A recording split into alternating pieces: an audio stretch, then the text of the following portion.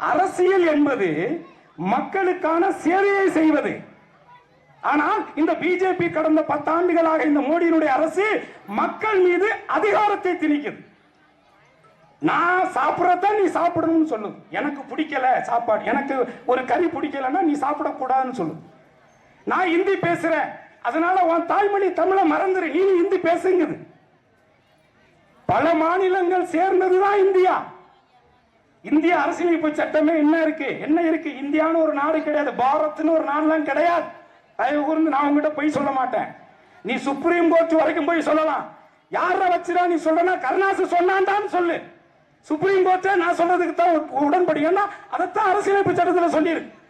தமிழ்நாடு, கேரளா, ஆந்திரா, மகாராஷ்டிரா, கர்நாடகான்னு இங்க மொழிவாரியாக இந்த மாநிலங்கள் பிரிக்கப்பட்டிருந்தாலும் கூட பல மாநிலங்களை சார்ந்த ஒரு ஒன்றிய அரசு தான் இந்த மோடியினுடைய அரசு என்பதை புரிஞ்சுக்கங்க.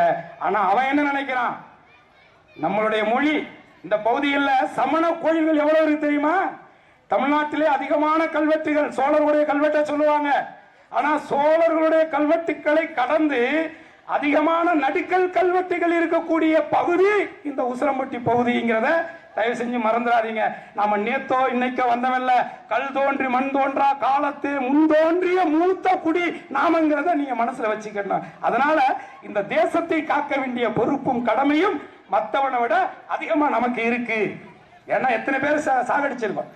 இந்த பெருங்காமநல்லூர்ல வெள்ளக்காரன் எல்லாரும் சலாம் போட்ட மாதிரி பெருங்காமநல்லூர்ல மாயக்காரும் சலாம் போட்டுக்கலாமே. ஏன் மாயக்கா சலாம் போடல?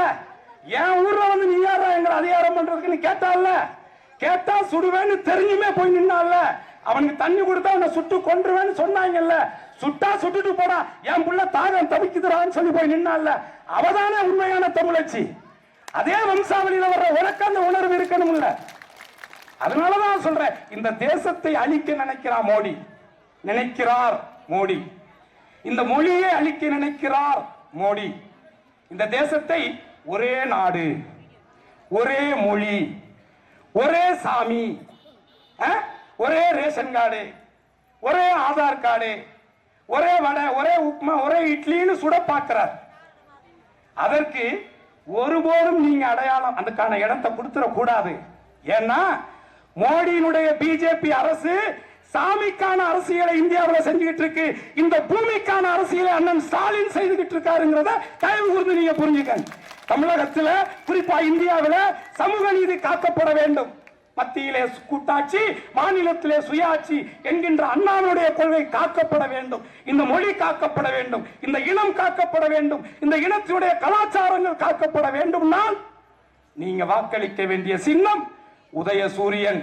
உங்களுக்கான தேனியினுடைய பாராளுமன்ற உறுப்பினராக உங்களது குரலாக, உங்களுடைய சந்ததிகளின் குரலாக, உங்களுடைய எதிர்கால திட்டங்களுக்கான குரலாக ஒலிக்க போகிறவருடைய குரல் அருமை தம்பி தங்கம் தமிழ்ச்செல்வனுடைய குரலாக இருக்க வேண்டும் என்பதைத்தான் ஆணித்தரமாக நான் உங்ககிட்ட சொல்றேன். செய்திகளை உடனுக்குடனும் துல்லியமாகவும் தெரிந்து கொள்ள சப்ஸ்கிரைப் பண்ணுங்க.